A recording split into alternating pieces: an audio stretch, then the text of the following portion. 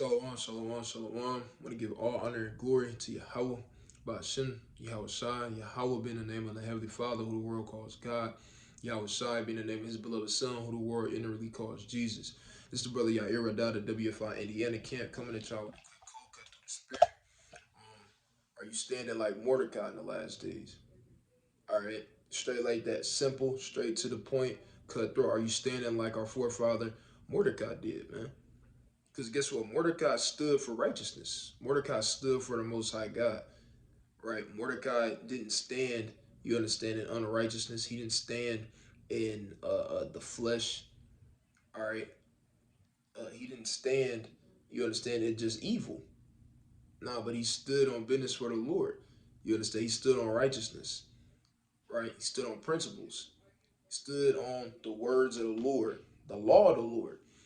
Right in these last days, especially with everything that's going on and spirits ramping up in the last days, guess what? You got to make sure that you standing, you understand, on business, like they say, or you got to make sure that you standing on the words of the Lord in these last days, like many of our forefathers did. But the focus today, right, is going to be on our forefather Mordecai. All right, let me kick it off with the book of Romans, chapter 15, right, in verse 4, the classic, right? It says, "For whatsoever things were written aforetime were written for our learning, that we through patience and comfort of the scriptures might have hope." So let's go, you understand, to the things that were written aforetime, right, in the book of Esther, right? It's the book of Esther. We'll kick it off with chapter 3, right? And we'll start at verse 1. It says, "After these things did King Assuerus promote Haman, the son of Hammedatha, the Agagite, and advanced him and set his seat above all the princes that were with him. And all the king's servants that were in the king's gate bowed and reverenced Haman, for the king had so commanded concerning him. But Mordecai bowed not, nor did him reverence." Right? So Mordecai, you understand, he didn't fold, man. Mordecai didn't bow down. You understand, to this wicked man, this wicked Edomite, man. He didn't bow down, right? He didn't bend the knee. He didn't bend the head, right? He didn't bend, break, or fold. But instead, what did he do? He stood for the Most High God. He stood for the principles and the law of the Lord. And that's how we got to be in these last days, even on the spiritual aspect. Of course, literally, but even spiritually, you got to make sure you standing in the last days when these spirits, they come up against you, right? You got to stand in the law of the Lord. You got to stand for righteousness. Because these things, they gonna come up against you. You gonna get tested. You gonna get tried. That's just a part of this. That's a part of this truth. Being tried through the fire. You understand? Going through these different things. But when you do go through these different things, you just gotta make sure, hey, that you stand, right? That you don't reverence these wicked, abominable spirits. All right. Let's keep reading on. It says, then the king's servant Slacky. Then the king's servants, which were in the king's gate, said unto Mordecai, "Why transgressest thou the king's commandment?" Right? So they trying to get on him. They like, man, why are you not bowing down to Haman? And sometimes that's how your mind will play on you. Right? You'll be rebuking the spirit. It'll be a wicked spirit that'll come upon you. Right? Whether it be a thought or whatever the case may be, and you rebuke it. And then your mind damn try to play tricks on you. Your mind, you understand? Which is ultimately just these spirits trying to plague you and play on your mind. They'll say, well, it ain't that bad, or it could just be this one time, or why you not doing this? You know you have fun. Hey, you gotta rebuke those spirits sharply. All right, you can't reverence them. You can't have a conversation back and forth with them. You can't continue to think upon the. Hey, no, you gotta shut it down immediately. Because when you begin to go back and forth and you try to not mediate with it, but you indulge in the conversation. Even when indulging in it, hey, it'll end up causing you to fall, or it'll end up having you go further than you wanted to. You understand? So you got to just be immediate with it, rebuke it sharply, right, and flee from it, man. Flee far from it in these last days, right? It says, "Now it came to pass when they spake daily unto him." Said they spake daily unto him. Why you didn't bow down? All you had to do was bow down. Just go ahead and bow down. Look. They trying to literally convince Mordecai to bow down to this wicked man. And that's how your mind will play on you. That's how Satan will play on you, man. Satan will play on your mind and daily, right? You might rebuke it one time. You might stand that one time. But then guess what? The next day, hey, he right back. He right back asking you, man, why didn't you just do it, man? It could have been so you could have been did it done and it would have been over done and over with. Or why didn't you just do that? Or you could have just it could you know you have fun when you do this, when you play the game instead of do this, or you know you have fun when you indulge in this instead of doing it. Why didn't you just do it? And those thoughts can constantly play on your mind. You understand? And that's what was going on physically. You understand with Mordecai.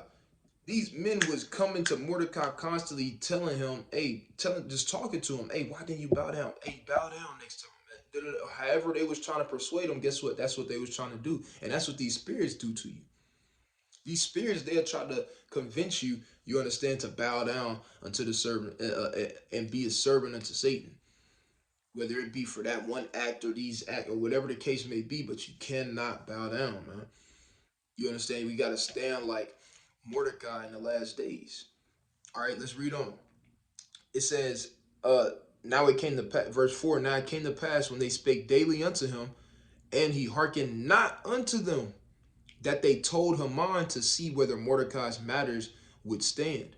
For he had told them that he was a Jew. You see that? So Mordecai understood, first of all, Mordecai was proud to be who he was in righteousness. You understand? Not the type of pride or being proud that go before destruction, but he was proud of the stock in which he came from. He was proud of who his God was. You understand? He said for he said he told them for he was a Jew, man. He's an Israelite. And we gotta remember that in the times when we being tried, and the times when we going through the furnace, and the time when these spirits is trying to tempt us and so on and so forth, you understand? You gotta remember this way. Hey, you an Israelite. And that's just not being anything. An Israelite is just not another nation on the earth. No, you gotta understand that you have power. Right? Let's get that real quick. In the book of Genesis. All right, the class. Let's go to Genesis chapter 32. All right, it's the book of Genesis chapter 32 and verse uh 24. Right, I'm gonna get right to the point. Right, or actually, I'm gonna just read 24 on down. Right, it's the book of Genesis chapter 32 and verse 24. It says, and Jacob was left alone, and there wrestled a man with him until the breaking of the day. And when he saw that he prevailed not against him, he touched the hollow of his thigh, and the hollow of Jacob's thigh was out of joint as he wrestled with him. This is Jacob, obviously, we understand this is Jacob wrestling with an angel. You understand? And they going at it back and forth, going at it all throughout the night. Right? And the angel had to put his thigh joint out of place. Right? Reading on, it says, and he said, let me go, for the day breaketh. And he said, I will not let thee go except thou bless me. So Jacob was doing this thing. He said, hey, I'm not letting you go, man, unless thou bless me.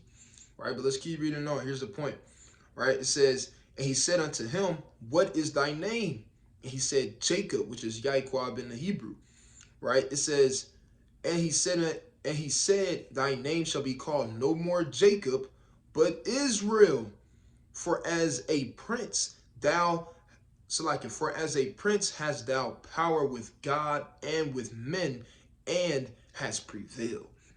And that's what you got to remember during those trying times. That's what you got to remember in the times when things is getting hard, things is getting rough, them spirits that coming up against you.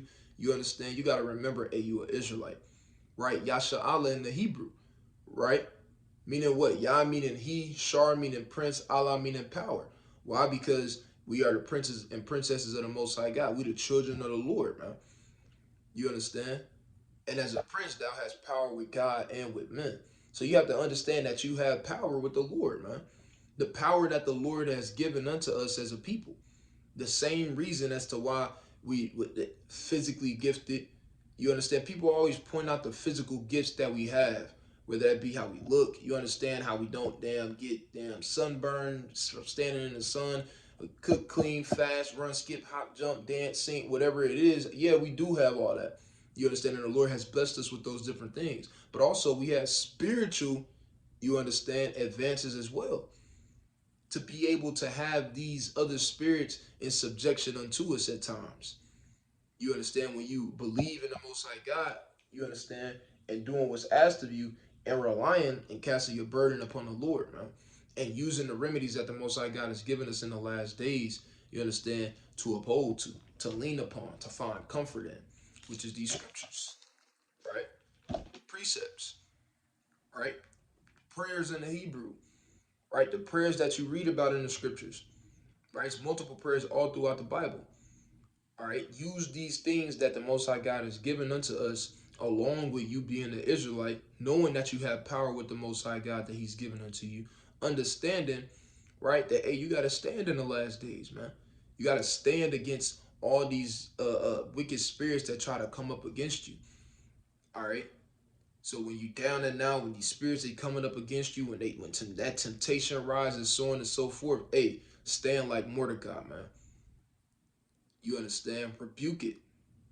Don't bend the knee, right? You can't bend the knee to these different spirits. You understand?